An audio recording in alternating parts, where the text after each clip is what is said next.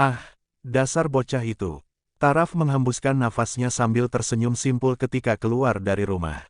Sebuah mobil ditinggalkan di halaman rumah Hilya, pasti itu adalah ulah Nayaka. Tapi itu merupakan hal baik juga, lumayan untuk dia gunakan wirawiri. Sebuah Rubicon berwarna hijau army, khas dengan gaya Nayaka. Tapi bagi Taraf, apapun jenisnya tidak jadi soal asalkan bisa dikendarai.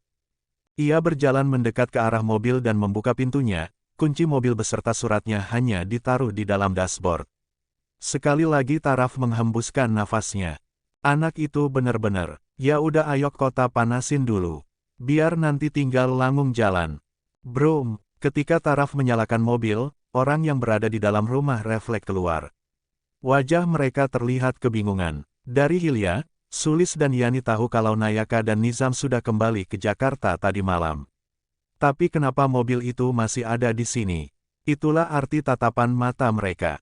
Ah ini, kayaknya Nayaka meninggalkan mobilnya di sini buat saya pakai Pak Bu.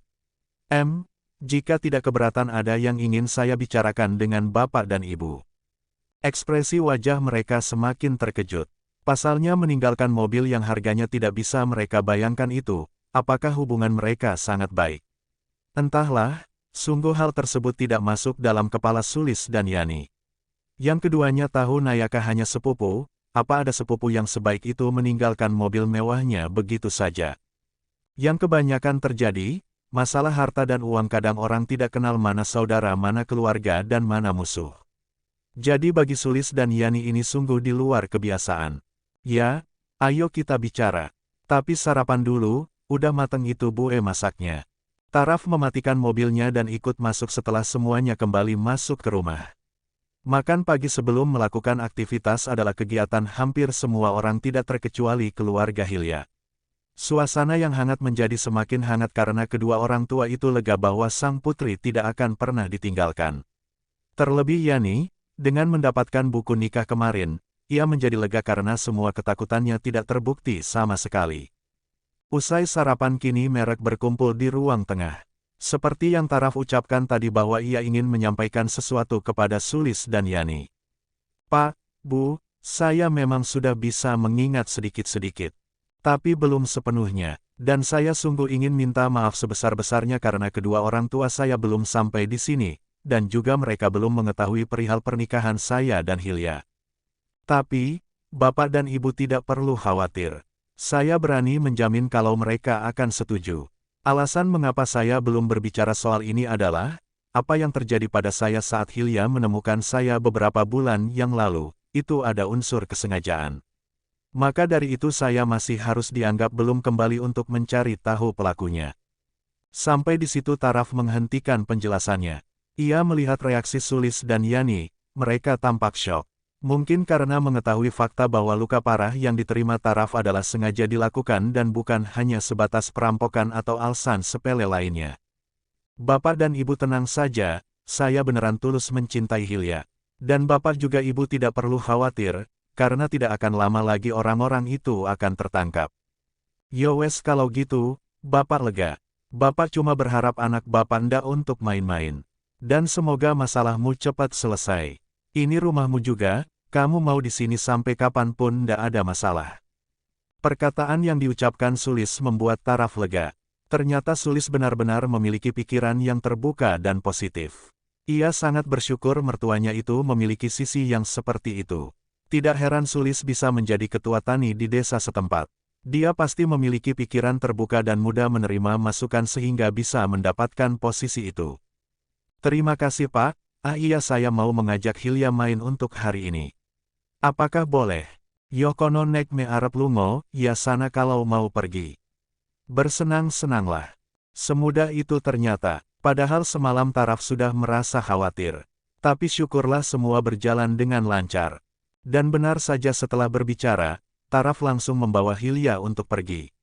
Ia ingin berkeliling daerah situ, mungkin bagi Hilya tempat wisata sekitar adalah hal yang biasa, tapi bagi Taraf tidak. Dan Hilya mau untuk menjadi pemandu Taraf. Tapi, apa mau yang jauhan dikit?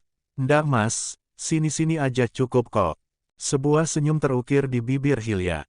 Tapi Taraf suka, karena melihat wajah Hilya yang malu-malu itu merupakan sebuah penghiburan baginya. Broom, Taraf menyalakan mobilnya dan membawanya keluar dari halaman rumah. Tempat yang pertama akan dituju adalah sebuah tempat wisata yang berbentuk danau dengan nama Telaga Warna. Di dalam mobil kedua pasangan baru menikah itu jelas nampak bahagia memulai kehidupan pernikahan mereka. Hanya saja kebahagiaan mereka ada yang tidak menyukainya. Tatapan sinis diberikan kepada orang itu sedari tadi. Ya, dia mengamati apa yang terjadi di rumah Hilya dan selalu mengucapkan kata-kata buruk. Entah memaki, entah mengutuk. Tapi yang jelas tidak ada kata baik yang keluar dari mulutnya. Halah, aku yakin tuh Sulis karo sama Yani wes ngerti kalau taraf opo raka itu wong sugi orang kaya. Makanya ditulungi enjup didadeke mantu, makanya ditolong dan dijadikan menantu. Sok-sokan baik tapi jebule licik. Ho Bu Anjar, aku juga ngeroso gitu. Mereka itu kayak ular berkepala dua. Sok-sokan baik padahal menakutkan. Ya Anjarwati, jika awalnya dia mengolok-olok Taraf sebagai pria miskin kini beralih mengatakan bahwa Hilya dan keluarganya lah yang licik dan aculas.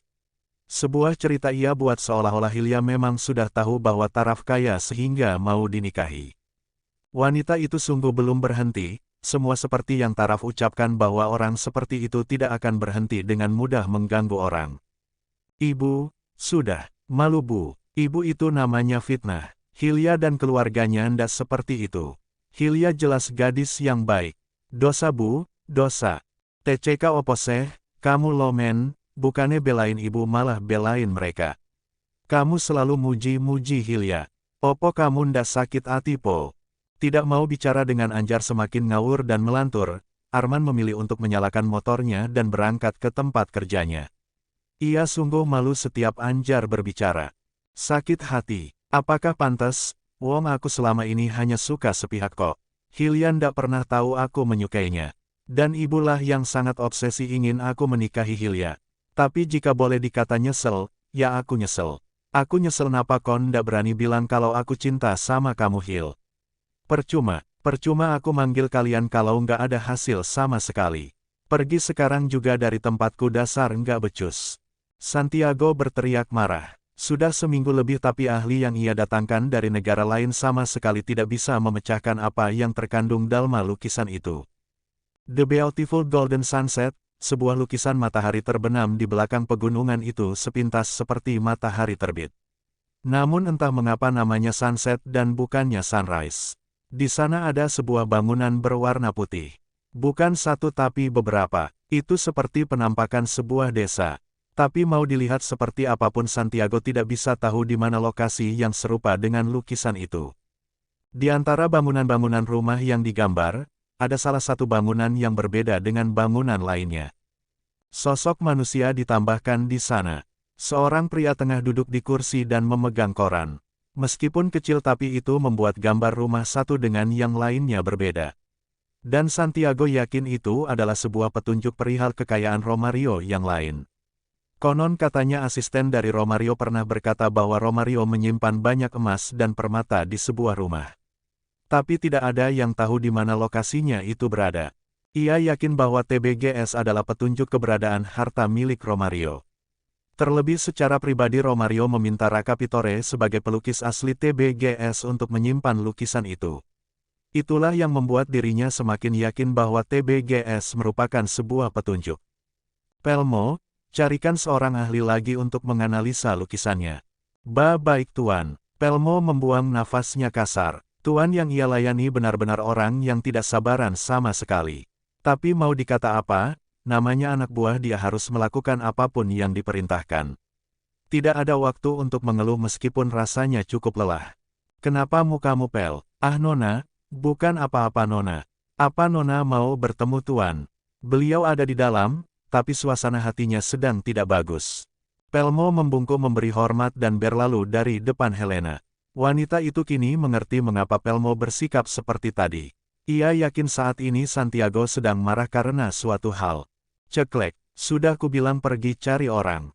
Hah, ini aku Helena bukan pesuruhmu Pelmo. Santiago berdecak kesal, di mana Helena tahu betul saat ini saudara angkatnya itu masih sangat kesal. Tapi dia juga punya sesuatu yang ingin ditanyakan. Meskipun ia yakin Santiago akan lebih marah lagi.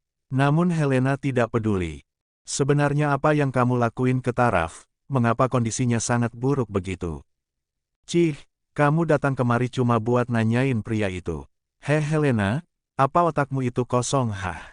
Daripada kamu sibuk banget ngurusi pria itu, lebih baik bantu aku kembali ke Singapura buat beresin kerjaan. Selama ini papa terlalu banyak memanjakan sehingga kamu nggak ada kerja sama sekali. Cuma senang-senang aja. Kini Helena lah yang kesal. Santiago selalu menganggapnya sebagai beban, padahal dia ikut andil dalam setiap pekerjaan. Meskipun tidak langsung terjun, tapi berada di sisi Romario dia jelas juga bekerja. Bukan hanya itu, selama Romario sakit, Helena lah yang juga merawat. Memangnya kenapa harus aku, bukannya kau pemimpinnya? Aku selama ini kan cuma bergerak sebagai asisten. Lagian ngapain kamu mentengi lukisan itu berhari-hari? Kamu benar-benar bodoh Santiago. Tidak ingin semakin ribut dan pertengkaran semakin hebat, Helena memilih pergi. Saat seperti ini Santiago akan terus keras kepala terhadap apa yang ia yakini. Dan percuma mengajaknya bicara. Ah iya satu lagi, caramu sungguh bodoh, kalau kamu mau tahu rahasia dari lukisan itu, bahwa pelukisnya bukan lukisannya. TCK, emang dasar otak udang. Brak, shoot, piar, sebuah gelas dilemparkan oleh Santiago tepat setelah Helena meninggalkan ruangan. Ia sadar apa yang dikatakan oleh Helena itu benar, tapi dia kesal mengapa baru sekarang wanita itu mengatakannya.